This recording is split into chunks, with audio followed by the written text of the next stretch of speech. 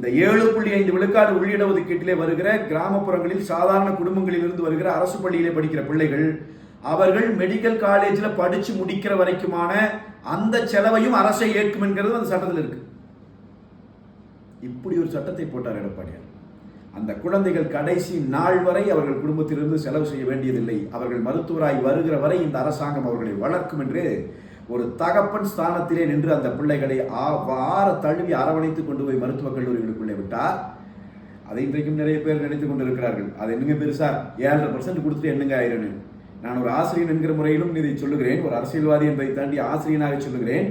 இந்த நீட் தேர்வு என்கிற தேர்வு இல்லாத போது சாதாரணமாக நம்முடைய பப்ளிக் எக்ஸாம்ல வர்ற மார்க்ஸ் வச்சு நம்ம மெடிக்கல் காலேஜில் போயிட்டு இருக்கும்போது நீங்கள் எடுத்து அந்த நான் சொல்ற தரவுகளை செக் பண்ணி பார்க்கலாம். தமிழ்நாடு முழுவதும் ஓராண்டுக்கு அரசு பள்ளிக்கூடத்திலே படித்த அந்த சாதாரண குழந்தைகள் 50 பேர் மருத்துவக் கல்லூரிக்குள்ளே போயிருந்தாலும் கூட பெரிய விஷயம். நீட் தேர்வு இல்லாதப்ப நான் சொல்றேன்.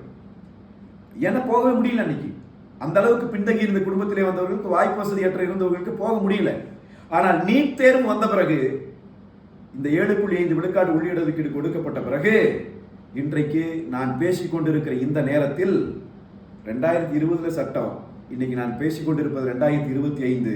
இந்த சட்டத்தினால் பலனடைந்து சாதாரண குடிசை வீட்டிலே பிறந்து மருத்துவக் கல்லூரிக்குள்ளே நுழைந்திருக்கிற மாணவர்களின் எண்ணிக்கை 12,000 தமிழ்நாட்டில். வரலாற்று சாதனை. நான் இன்னும் கூட ஒரு செய்தியை சொல்ல முடியும் உங்களுக்கு. நான் ஒரு ஆசிரியன், நான் நீட் தேர்வுக்கு பயிற்சி கொடுக்கிற ஆசிரியன். என்னிடம் படித்த ஒரு மாணவி, அந்த நாங்கள் இலவச பயிற்சி கொடுக்குறோம் நீட் தேர்வுக்கு, அதில் தமிழ் வழி கல்வியிலே படித்து அரசு பள்ளிக்கூடத்திலே படித்த மாணவி, எங்களிடம் பயிற்சி எடுத்த மாணவி. அந்த பொண்ணு 7.5 விழுக்காடு உள்ளிட ஒதுக்கீட்டில் கோயம்புத்தூர் மெடிக்கல் காலேஜில் அந்த பொண்ணுக்கு சீட்டு கிடைச்சிது. இதில் பெரிய விஷயம் என்ன தெரியுங்களா? அந்த பொண்ணுடைய அப்பா கோயம்புத்தூர்ல இருக்கிற ஒரு பெரிய மருத்துவமனையில் கேட் வாட்ச்மேன். வாயிற்காவலராக தகப்பன் நிற்கிற போது அதே மருத்துவமனைக்குள்ளே மருத்துவராக மகள் நுழைகிற புரட்சியை செய்து காட்டியவர் புரட்சி தமிழர் எடப்பாடியார், அண்ணா திராவிட முன்னேற்ற கழகம்.